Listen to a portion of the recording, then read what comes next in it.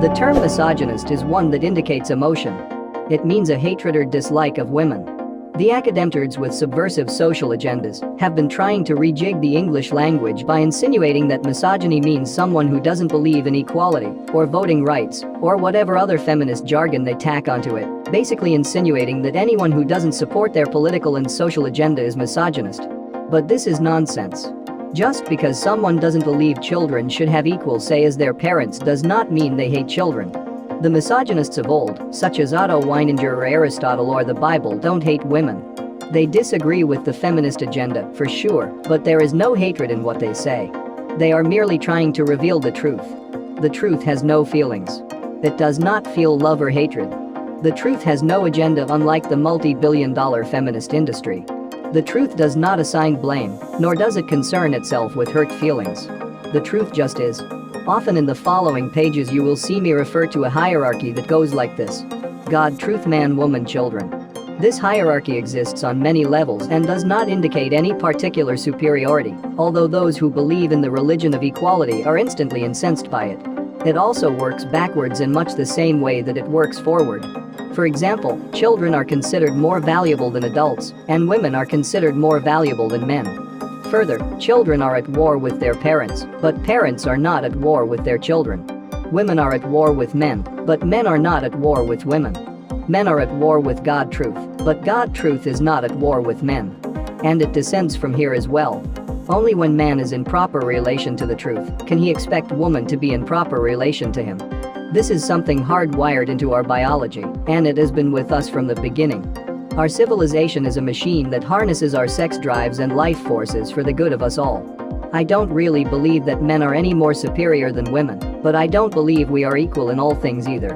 I believe we both have strengths and weaknesses. I believe that men and women possess different kinds of power. I believe that men make very poor women and women make very poor men. I think androgyny is the most destructive notion we've ever unleashed on our great civilization, and I don't support the feminist movement's agenda to further destroy us by brainwashing more of this androgyny into society. If the truth is misogynist by modern definition, so be it. I'll stand with the truth proudly. There's a difference between how a married man knows women and how a bachelor comes to know them. The married man, through the course of spending his life with the same woman, will naturally come to know her individual quirks and personality flaws. We all have them, and so does his wife. The married man therefore believes that not all women are like that. The bachelor starts out from the same place as the married man. He falls in love with a woman, discovers her quirks and flaws, and as the relationship spirals out of control he thinks to himself, I must have just been unlucky and ended up with a faulty one. And so off he goes and finds another, thinking that she will be different. When the second love ends the same way as the first, he starts to doubt himself. Maybe he is the problem. After all, he is the constant factor in this equation. And so, off he goes through life until he loves yet another, and this time he focuses on changing his behavior. Then he loves another, and still, they all end up being remarkably similar experiences, often even down to the very words she says when in the same situation. Finally, he comes to the amazing conclusion that yes, something is wrong with them. All of them. And thus, with enough notes to compare from various women he has known intimately, a pattern begins to emerge, and once he begins to identify it and map it out, he starts to see it everywhere. Further, as he ages and his old friends disappear into the void of marriage, he begins to hang out with more and more bachelors, and as they compare stories he discovers they've had similar experiences as him throughout their lifetime too, which begins to solidify his conclusions. Marriage hides the nature of women, while bachelorhood exposes it as life goes on.